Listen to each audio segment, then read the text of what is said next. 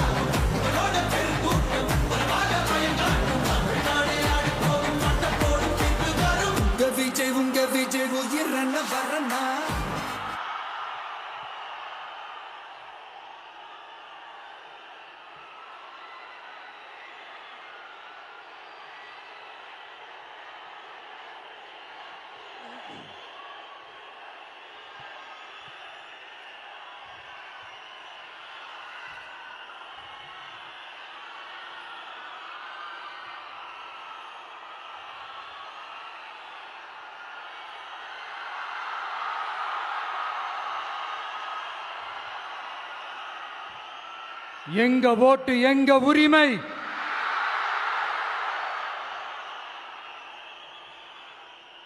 எங்களை யாரும் விலைக்கு வாங்க முடியாது.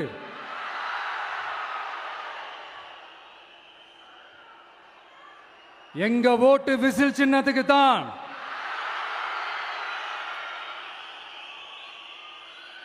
யாரையும் நம்பி ஏமாற மாட்டோம். எங்க வார்த்தையிலிருந்து மாற மாட்டோம். இது நிஜம். தேங்க்யூ.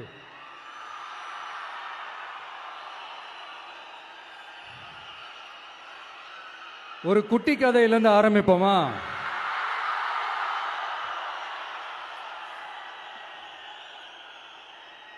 ஒரு பெரிய ஊரு, ஒரு 4 ரோடு ஜாயிண்ட் ஆகிற மாதிரி ஒரு ஜங்ஷன், ஒரு பிஸியான ஏரியா, ஆள் நடமாட்டம் அதிகமாக இருக்கக்கூடிய ஒரு ஏரியா. அங்கே சென்டரில் ஒரு முரட்டு ஜல்லிக்கட்டு காலை ஒன்று நின்றுட்டு இருக்குது. காலில் மண்ணை வீசிக்கிட்டு சீறிக்கிட்டு அப்படியே நின்றுட்டு இருக்குது. யாருமே பக்கத்தில் போக முடியல. அந்த இடம் ஒரு கேஷுவலாக மாறணும் அப்படின்னா அந்த காளையை அடக்கி அமைதி ஆக்கினா தான் மறுபடியும் ஒரு பேக் டு நார்மல் சுச்சுவேஷனுக்கு அந்த இடம் மாறும். அந்த ஊரில் இருக்கிற ஒரு சில பேருக்கு மட்டும்தான் அந்த காளை அடங்கும். அவங்க யாருமே அங்கே இல்லை. ஆனால் அந்த க்ரௌடில் இருந்த ஒரு சில பேர், ஆல்ரெடி அந்த காளையை அடக்கணங்களோட இருந்த ஒரு சில பேர், எங்களுக்கு இல்லாத அனுபவமா? நாங்க பார்க்காத காளையா? நாங்க பார்க்காத மாடா? நாங்க போய் அடக்குறோம்னு சொல்லிட்டு உள்ள போறாங்க. ஒருத்தராலையும் அந்த காளையை தொடக்கூட முடியல. எல்லாரையும் அடிச்சு வீசி தூக்கி போட்டுருச்சு. இப்ப என்னடா பண்றது அப்படின்னு பார்க்கும்போது அந்த கூட்டத்தை விலக்கிட்டு ஒரு சின்ன பையன் ஒரு என்ட்ரி ஒன்று கொடுக்குறான். உங்களுக்கு தான் தெரியும்ல, டேய் எங்களாலே முடியல, நீ எல்லாம் என்னத்தை போய் கிழிக்க போற? எங்களுக்கு அவ்வளோ அனுபவம் இருக்குது, நாங்களே அடிபட்டு ஓரமா படுத்து கிடக்கிறோம். இவன் விளையாட்டுத்தனமா ஏதோ பண்ணிட்டு கிடக்கிறான், பாவம் அந்த காலை கிட்ட போய் அடிபட்டு சாவ போறான். பச்சா பையன், அந்த பையன், இந்த பையன், அண்டர் எஸ்டிமேட் பண்றது, ஏளனமா பேசுறது, இப்படி ஒரு பக்கம். இன்னொரு பக்கம் பரிதாபப்பட்டு, ஐயோ பாவமே, இப்படி தனியா போய் மாட்டிக்கிட்டானே அந்த காலை கிட்ட, என்ன பண்ண போறானோ அப்படின்ட்டு ஒரு பக்கம் பரிதாபப்பட்டு பேசுறாங்க. அந்த சின்ன பையன் எதுவுமே காதலியே போட்டுக்காம 2 பாக்கெட்லையும் கையை விட்டுக்கிட்டு ஸ்டைலா கெத்தா தில்லா அப்படியே உள்ள போறான். ஒரு ஸ்டெப் எடுத்து வைக்கிறான், அந்த கால் அப்படியே சீறிக்கிட்டே நின்றுட்டு இருக்குது. இன்னொரு ஸ்டெப் எடுத்து வைக்கிறான், கால் அப்படியே சீறிக்கிட்டே முன்னாடி வருது. மக்கள் எல்லாரும் பதட்டத்தோட அப்படியே பார்த்துட்டு இருக்கிறாங்க. இன்னொரு ஸ்டெப் எடுத்து வைக்கிறான், கால் அப்படியே முட்டை வரும்போது பாக்கெட்டுக்குள்ள மறைச்சு வச்சிருந்த 2 புல்லுக்கட்டு அது அந்த காலை கிட்ட காட்டுறான். காலை அப்படியே சடனா வந்து நின்று அது மூடெல்லாம் மாறி அந்த புல்லுக்கட்டை சாப்பிட ஆரம்பிச்சிருச்சு. அந்த சின்ன பையனும் அந்த காலை அப்படியே தடவிக்கிட்டே வரான். காளையும் பக்கத்தில் ஒரு குழந்தை மாதிரி நடந்து வந்துக்கிட்டு வருது. பக்கத்தில் இருந்த ஒரு வயல்வெளியில் அந்த காளையை மேய விட்டுட்டு வரான். மக்கள் எல்லாரும் அந்த பையனை ஆச்சரியமாக பார்க்குறாங்க. அந்த அடிபட்டு கிடந்த அந்த அனுபவசாலிங்க தலையை தொங்க போட்டு நின்றுட்டு இருக்கிறாங்க. ஏன்னா பேசின பேச்சு அப்படி. வாய் இருக்குன்றதுக்காக நக்கலுமா நையாண்டியுமா நச நச நச நசன் ஒரே பேச்சு. என்ன பண்றது, தலையை குனிஞ்சு அப்படியே நின்றுட்டு இருக்கிறாங்க. அங்க ஒரு பெரியவர் வர்றார். வந்து அந்த பையன்கிட்ட கேட்கிறாரு, எப்படிப்பா இப்படி ஒரு முரட்டு காலை சீறிட்டு நின்றுட்டு இருந்தது, எப்படி அந்த காலை அடக்கின அப்படின்னு கேட்டதுக்கு அந்த பையன் சொல்றான், ஐயா எனக்கு அந்த காளையை பார்த்தா கோபமா இருந்த மாதிரிலாம் எனக்கு தெரியல, அந்த காலை பசியோடு இருந்த மாதிரி இருந்தது. அதனால தான் அந்த புல்லுக்கட்டை காமிச்சவொடனே ஓகே நமக்கு தேவையானது கிடைச்சிருச்சு அப்படின்னோடனே அந்த புல்லுக்கட்டை சாப்பிட்டுட்டு நம்மளோட அப்படியே ஜாலியாக வாக்கிங் வந்துருச்சு அப்படின்னு சொன்னான். இதை கேட்ட அந்த பெரியவர் சொன்னாரா, இந்த சின்னவங்க பெரியவங்க அனுபவம் இருக்கிறவங்க அனுபவம் இல்லாதவங்க இதெல்லாம் விஷயமே கிடையாது. யாரா இருந்தாலும் அந்த சூழலுக்கு ஏற்ற மாதிரி அந்த சிச்சுவேஷனுக்கு தகுந்த மாதிரி என்ன பண்ணி அந்த ப்ராப்ளமை சால்வ் பண்றான், ஏது பண்ணி அந்த ப்ராப்ளமை சால்வ் பண்றான், அதுதான் விஷயமே, அதுதான் மேட்ரு. ஸோ நீ சூப்பர்ப்பா, என்ன ப்ராப்ளம் வந்தாலும் நீ சால்வ் பண்ணிடுவ அப்படின்னு முதுகில் தட்டி கொடுத்துட்டு அந்த பெரியவர் போறார். இப்போ அந்த கதையில் அந்த முரட்டு ஜல்லிக்கட்டு காலை தான் நம்ம தமிழ்நாட்டு அரசியல் களம். அந்த பெரியவர் தான் நம்ம தமிழக மக்கள். அந்த பாக்கெட்டுக்குள்ள ஸ்டைலா தில்லா கெத்தா ஒருத்தன் உள்ள வந்தான் பாருங்க, அவன்தான்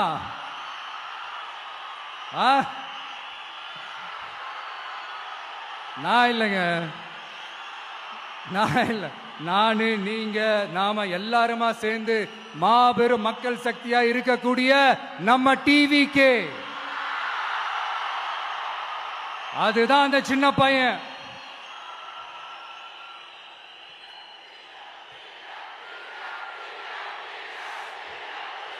தேங்க்யூ தேங்க்யூ தேங்க்யூ.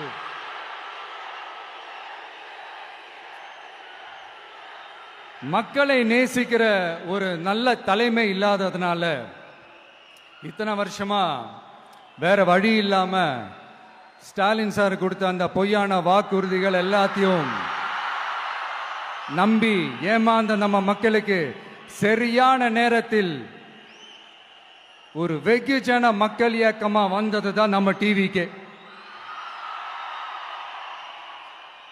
அந்த முரட்டு ஜல்லிக்கட்டு கால கதை ஏன் சொன்னோம், எதுக்கு சொன்னோம், யார் யாருக்கெல்லாம் சொன்னோங்கிறது புரிய வேண்டியவங்களுக்கு புரியும்னு நினைக்கிறேன்.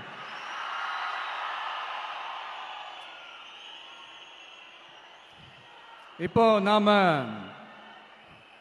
ஒவ்வொரு வீட்டில் உயிரா உணர்வா இருக்கிறோம்.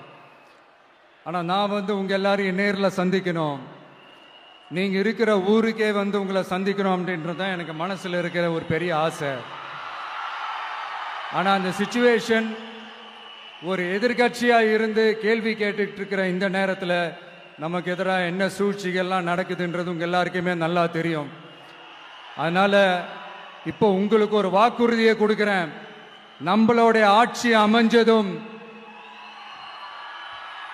ஒவ்வொரு கிராமத்துக்கும் நான் நேரடியா வந்து என்னுடைய சொந்தங்களாகிய உங்க எல்லாரையும் நான் சந்திக்கிறேன்.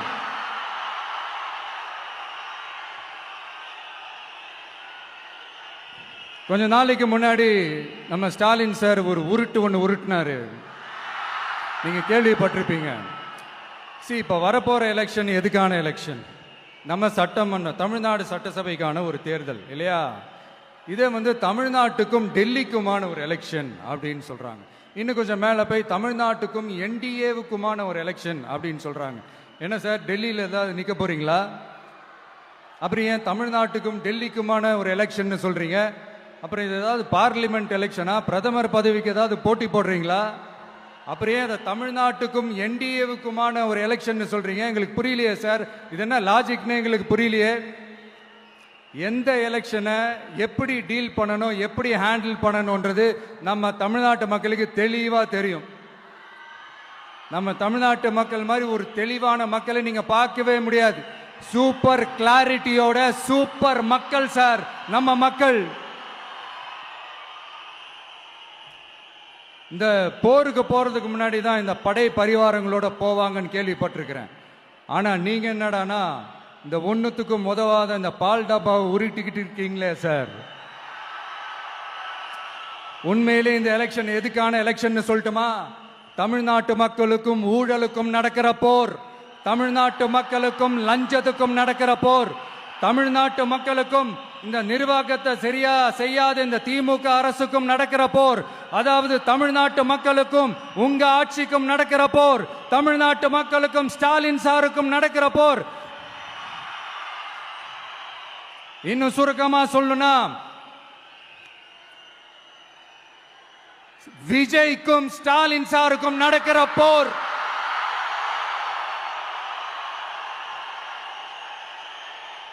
இதுக்கு நடுவுல இந்த என்டிஏ டெல்லி இதெல்லாம் என்ன லாஜிக்னே புரிய மாட்டேங்குது சார். தமிழ்நாடு தான் விஜய், இந்த விஜய் தான் தமிழ்நாடு. தூய சக்தி டிவிகேவுக்கும் தீய சக்தி டிஎம்கேவுக்கும் தான் இந்த போர். இப்படி உக்கிரமா இருக்கிற இந்த போர்ல மறுபடியும் ஒன்னுத்துக்கும் உதவாத இந்த பால் டப்பாவை உருட்டிக்கிட்டு இன்னொரு காமெடி வேற. அது என்னடானா அவரோட ஆட்சியில தான் தமிழ்நாடு சூப்பர் ஸ்டார் மாநிலமா இருக்குதான். கரெக்ட், தமிழ்நாடு சூப்பர் ஸ்டார் மாநிலம் தான்.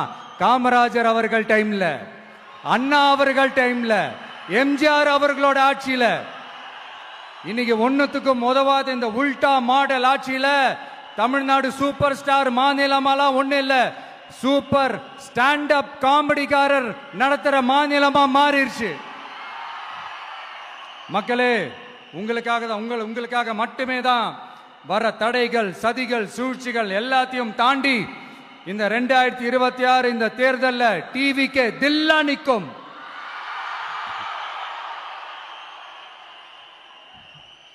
இதுவரைக்கும் நடந்த எலெக்ஷன் வேற, இப்ப நடக்க போற எலெக்ஷன் வேற. ஒவ்வொரு 5 இயர்ஸுக்கும் நடக்கிற எலெக்ஷன் மாதிரி இதை நினைச்சிடாதீங்க.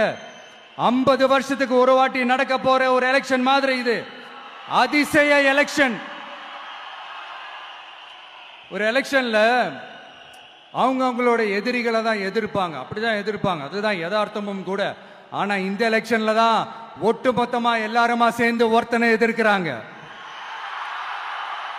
ஒட்டுமொத்தமா எல்லாருமா சேர்ந்து இந்த விஜயை எதிர்க்கிறாங்க. ஏன்னா இந்த விஜய் ஊழலை எதிர்க்கிறான், லஞ்சத்தை எதிர்க்கிறான், மக்களோட மக்களா நிக்கிறான். அந்த மக்கள் அவன் கூட நிக்கிறாங்க. அந்த காண்டு எப்படி? அந்த காண்டு தான் ஒட்டுமொத்தமா எல்லாருமா சேர்ந்து ஒருத்தனை எதிர்க்க காரணம். நீங்க எப்படி வேணா எதிர்த்துக்காங்க, ஆனா போட்டி 2 பேருக்கு நடுவுல தான். ஒண்ணு இன்னொன்னு. இந்த எலெக்ஷன் டேல மேக்சிமம் என்ன பண்ணுவீங்க?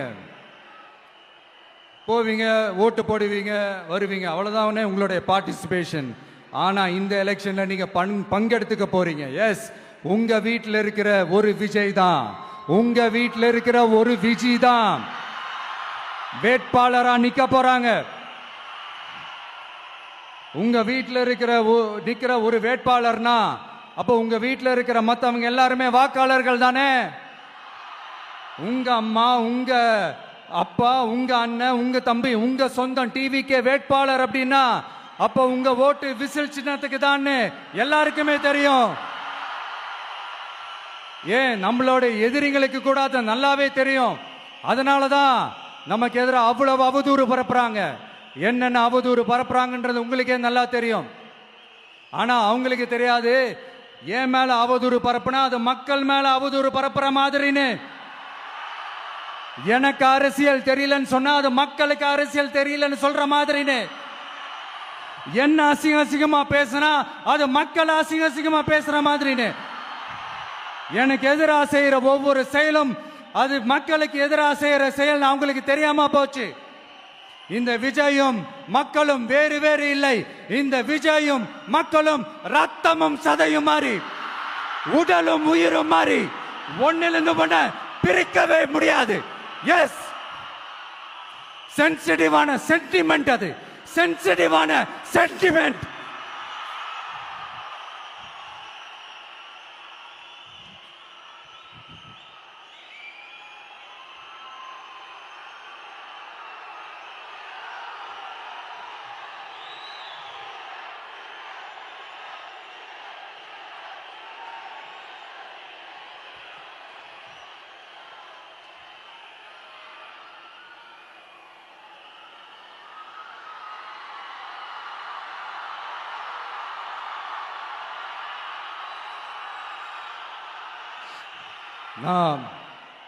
சாரி, இதை யாரும் அசைக்க முடியாது. மக்களை நேசிக்கிற விஜய் வேணுமா, மக்கள் விரோத ஆட்சி நடத்துற ஸ்டாலின் சார் வேணுமா? இந்த விஜய் நம்புறீங்களா, ஸ்டாலின் சார் நம்புறீங்களா? Proof, this is the proof.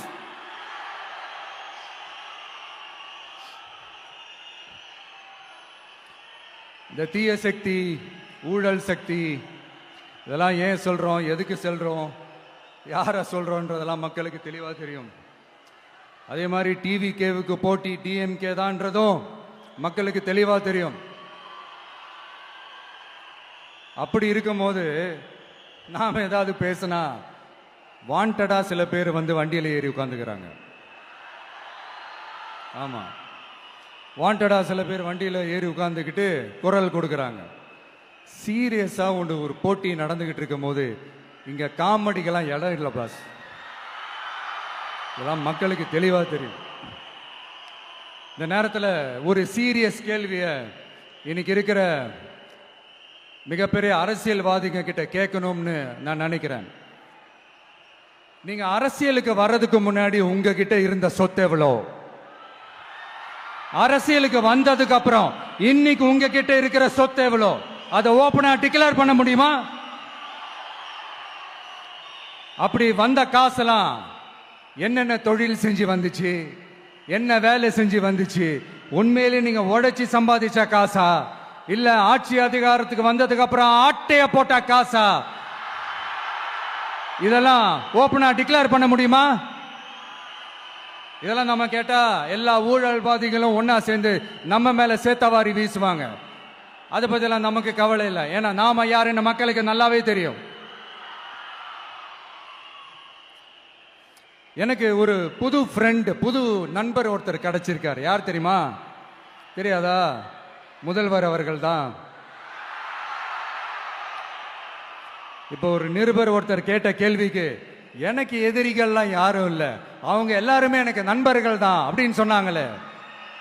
அப்படி நாங்கெல்லாம் உங்களுக்கு நண்பர்கள்னா அப்புறம் ஏன் சார் கரூர் விஷயத்துல ஏன் மேல பழி தூக்கி போட்டீங்க?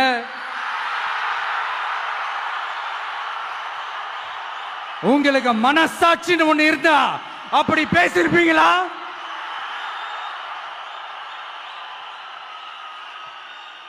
அப்படி நாங்களாம் உங்களுக்கு நண்பர்கள்னா ஒரு ஈவெண்ட், ஒரு ஃபங்க்ஷன் நடத்துறதுக்கு ஒரு இடமோ ஒரு பர்மிஷனோ ஏன் கொடுக்க மாட்டேன்றீங்க?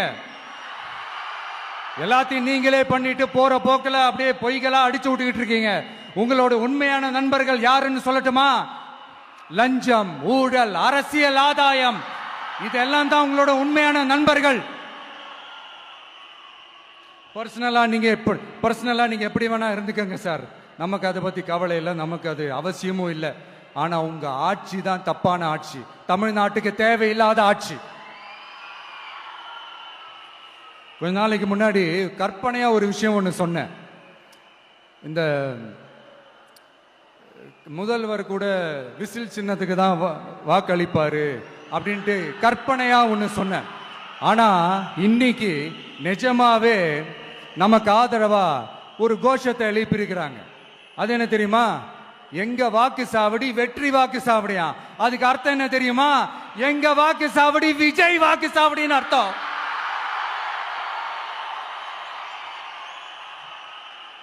அது சரி, மக்களோட இந்த ஆதரவை பார்த்துட்டு அவர் அறியாமலே எப்படி பேசிட்டாரு என்னமோ தெரியல. 50 வருஷம் எக்ஸ்பீரியன்ஸ் அரசியல்ல, உண்மை என்னன்னு ஒத்துக்கிட்டு தானே ஆகணும்.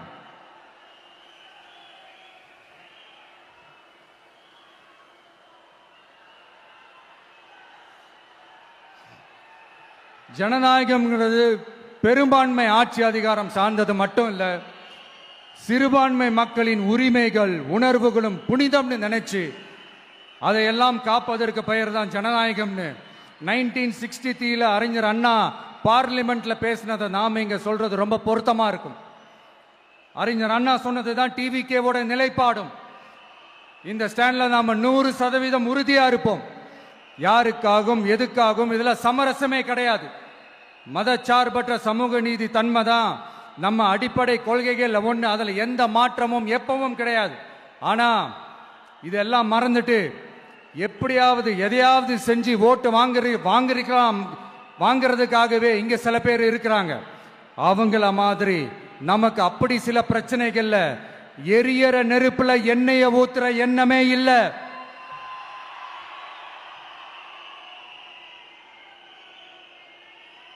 இங்க சில அரசியல் கட்சிகளும் சில அரசியல் தலைவர்களும் ஒரு சில நேரங்களில் அமைதியா இருந்தாலே போதும், ஒரு பிரச்சனையும் வராது.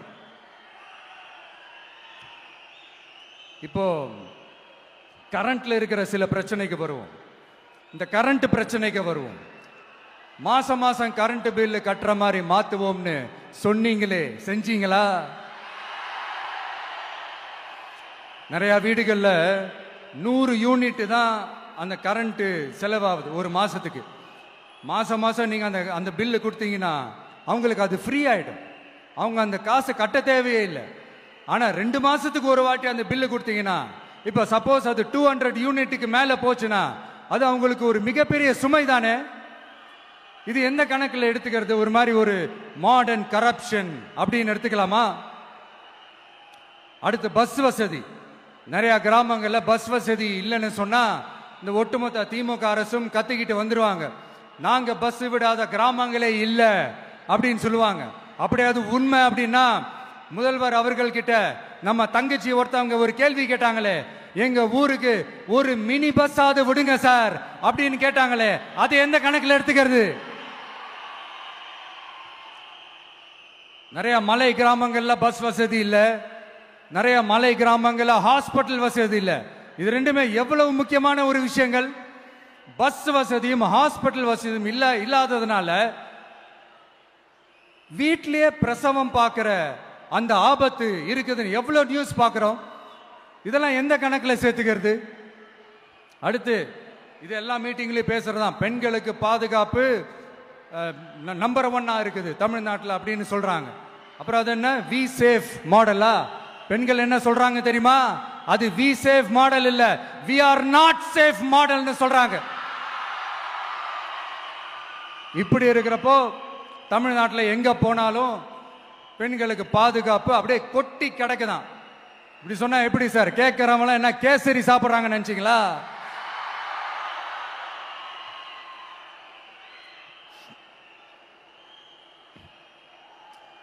அடுத்து இந்த சட்டம் ஒழுங்கு, அது காணாம போய் ரொம்ப நாள் ஆச்சு. இவன் வேற, இந்த விஜய் வேற, எங்க போனாலும் இந்த மக்கள் கிட்ட இந்த சட்டம் ஒழுங்கை பத்தி பேசி ஞாபகப்படுத்திக்கிட்டே இருக்கான்னு முதல்வர் அவர்கள் அவங்க கூட இருக்கிறவங்க கிட்ட எல்லாம் சங்கடப்பட்டாராம். நாம் என்ன பண்றது? நாம தான் தமிழ்நாட்டோட விசில் ப்ளோயர் ஆச்சே.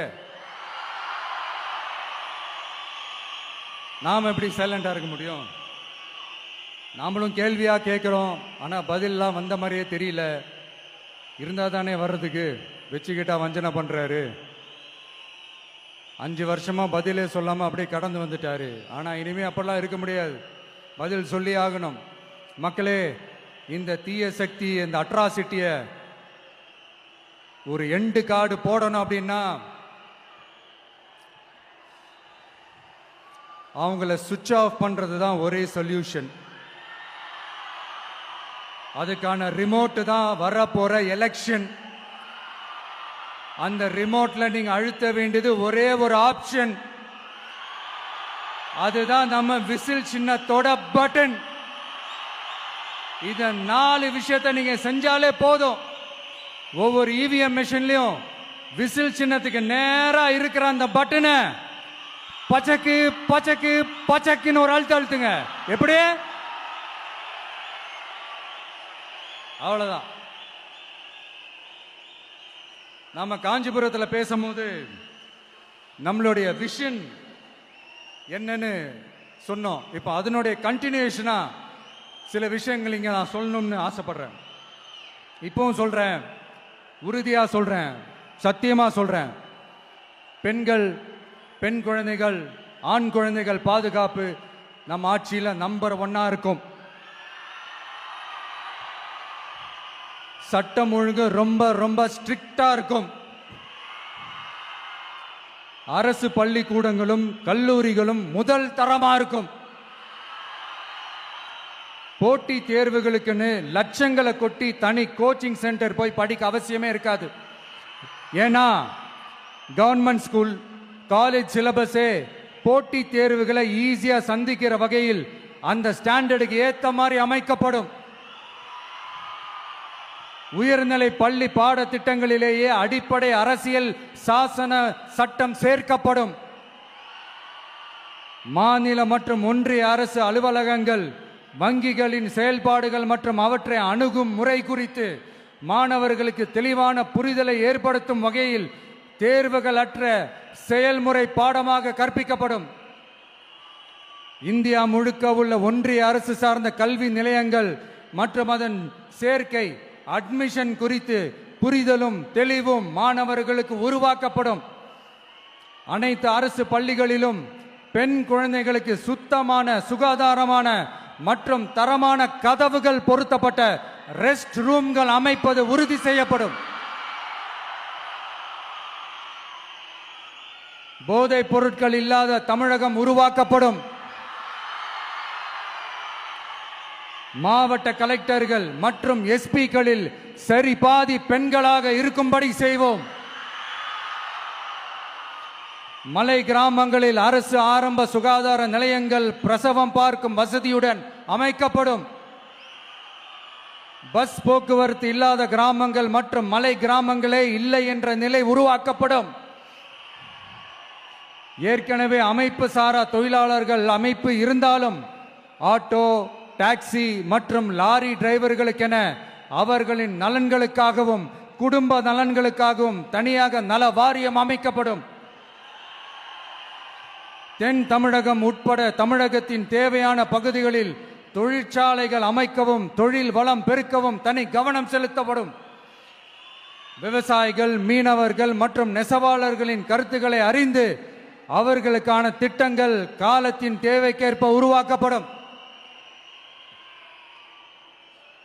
இப்போ நம்ம ஸ்டாலின் சார் அறிவாலயம் பக்கத்தில் யாரு நடந்து போனாலும், அறிவாலயம் பக்கத்தில் யாரு நிழலுக்கு ஒதுங்கினாலும் கூட்டணியில் சேர்த்துக்கிறாரு. அந்த கொள்ளையடிச்சிருக்கிற வச்சிருக்கிற பணத்தில் ஒரு பங்கு ஒன்று கொடுத்து, இந்த அதுக்கு பேர் கல்லாப்பெட்டி கூட்டணின்னு வச்சிருக்கிறேன். இந்த கல்லாப்பெட்டி கூட்டணியை ரொம்ப கஷ்டப்பட்டு சேர்த்திருக்கிறார். ஆனால் அவருக்கு நான் சொல்றேன், இந்த அறத பழைய கூட்டணி கணக்குகளோ இந்த கொள்ளையடிச்ச பணத்தையே வச்சு எங்க மக்களை ஏமாத்தி எல்லாம் ஜெயிக்க முடியாது. ஏன்னா இது மாபெரும் மக்கள் சக்தியான வித்தியாசமான விசில் புரட்சி எலெக்ஷன்.